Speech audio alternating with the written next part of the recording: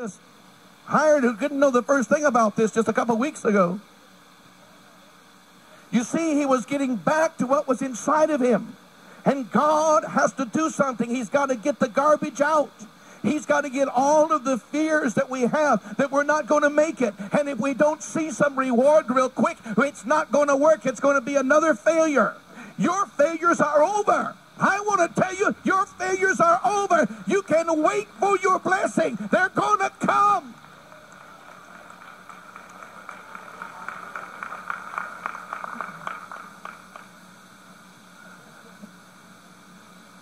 I bankrupted a business when I was a kid, young man. Still owed money to the supplier. Went to him and I said, I can't pay you, but if you want to work me, I'll work it out. Went to work for him, and it looked like a loser. But within a year and a half, the boss came up to me and said, hey, there's something wrong about this. Said, you made more money than I did last year. Not on 40 hours. I was working about 90, 100, doing what other people wouldn't do when everybody else wanted to go home. But God was blessing me. God was blessing me. They had a crane in the backyard that was used for charging the bins with aggregate for concrete. Every spare moment I had, I got on that thing. I said, now, you push that lever and that does that, eh? You pull this one and that does this. You lift up on the brake pedal and it does something else. And then one day they came to me and said, are you a crane operator? I said, yes. Yes. Yes. Yes. Yes. And God blessed me until I could charge more in a bin per hour than any operator they had ever seen. In fact, I was working at one place, and they knew as a preacher, they said, George, if you preach like you run this machine, you must be a terror.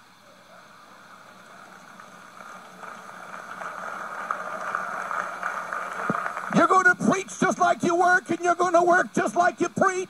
It's something that has to do with your spirit. It's believing that you can't lose, that sooner or later, if you do what's right, God's going to see that you get blessed. It's knowing that you're strong.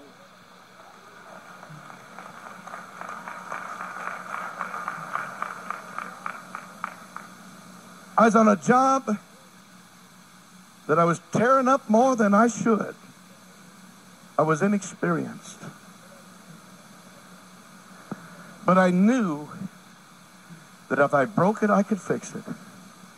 And I'd spend half the night taking care of my mistakes that nobody else knew about but me and God. And that's exactly what's going to happen to you men. You're going to be taking care of some mistakes that nobody knows about but you and God. And you're going to be spending half the night to do it. But if you trust God, He'll bring you through.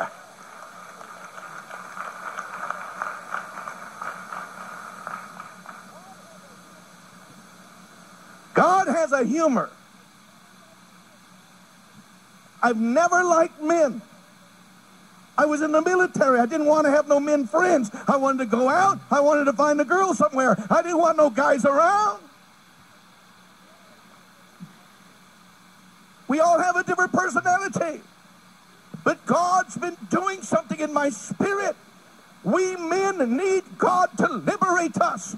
Not just so that we can get blessed, but so that we can chase the devil out of this hour, out of this city. It's time to say, God, you're able to do exceedingly greater than what we could ever ask or think. You're on the throne, mighty.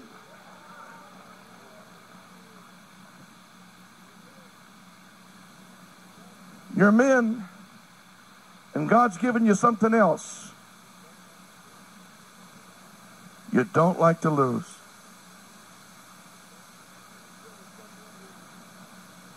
I'm sure there's some men who feel all right losing, but I haven't met them yet. How many of you men like to lose? Drives me bananas.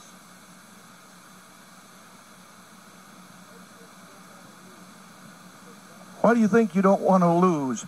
Because God needs winners.